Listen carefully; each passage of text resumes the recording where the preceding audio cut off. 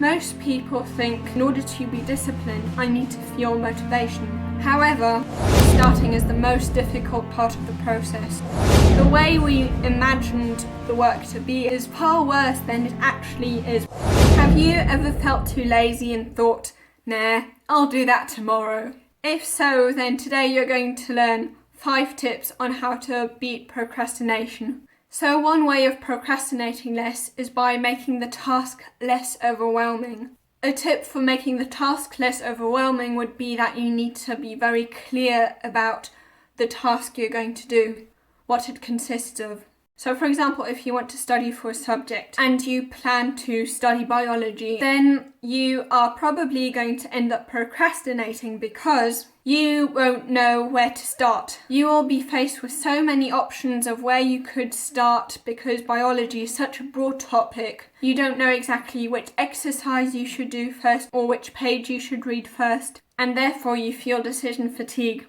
The state in which you're confronted with so many different options that you end up choosing none simply because it's so difficult and so overwhelming to make that decision. So instead of, for example, writing down to study biology, you could write from this and this time to this and this time I'm going to read page so-and-so to page so-and-so, or I'm going to do these and these exercises, or I'm going to study this certain topic within biology. Because then you'll know where to start, and also what's very important is that you'll also know when you have actually completed the task.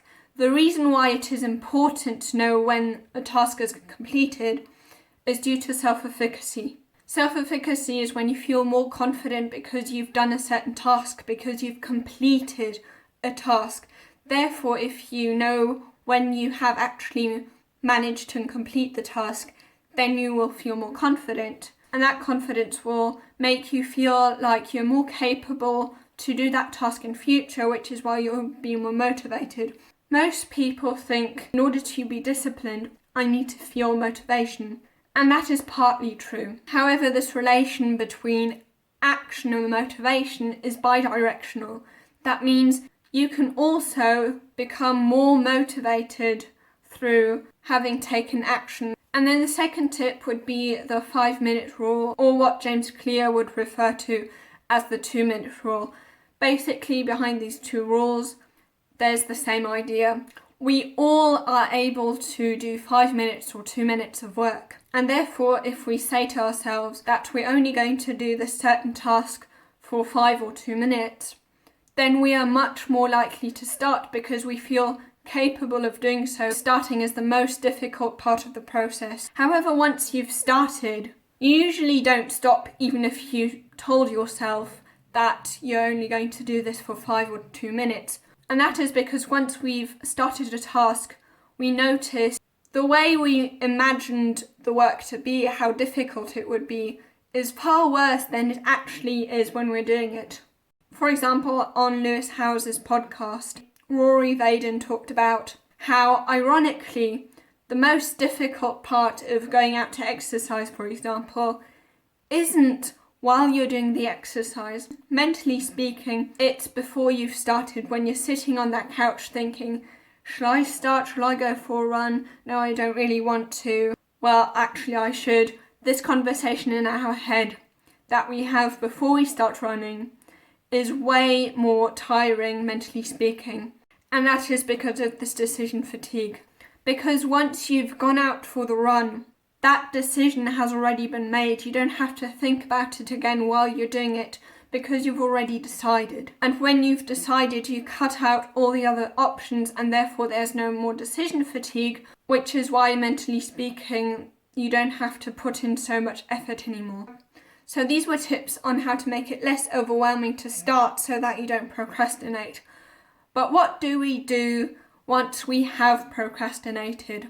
To answer this question, let's have a look at a study. People who forgive themselves after having procrastinated are way more likely to not procrastinate in future than those who beat themselves up. And that is because when we feel better, we tend to make better decisions. Because decision making takes up a lot of energy. And as you've already experienced yourself, when you beat yourself up, all this self-loathing doesn't make you feel energetic at all, does it?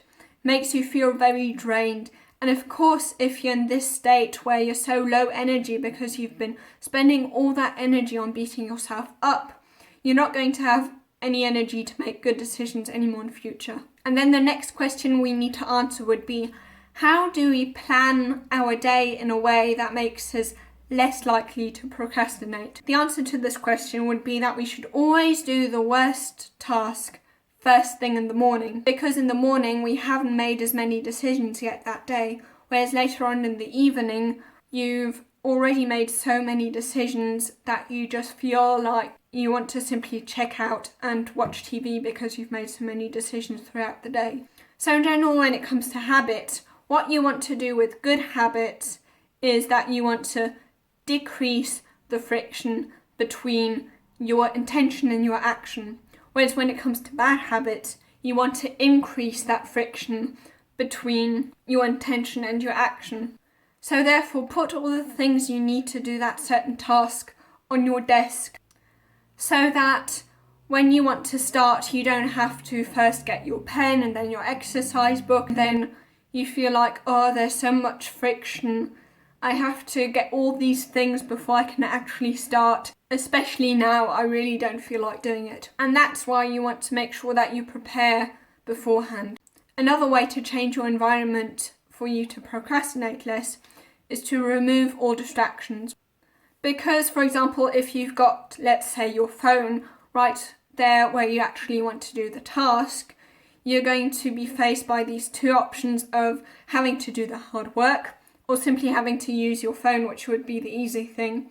And then, of course, if you're faced with these two options, you're going to be more likely to procrastinate because you're going to use your phone instead of actually starting the task. But also, things that you will need for other tasks that are irrelevant to the task that you want to do right now are distractions.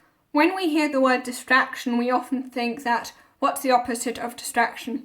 Oh yes, of course, focus. Well, actually, when you look at the word distraction, the opposite would actually be traction.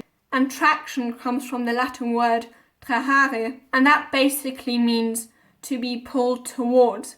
That means distraction, anything that pulls you away from the task that you want to do, is a distraction, even if it's also work. Now, needless to say that if you want to procrastinate less, you need a lot of discipline. So if you want to increase your discipline, you can watch this video here.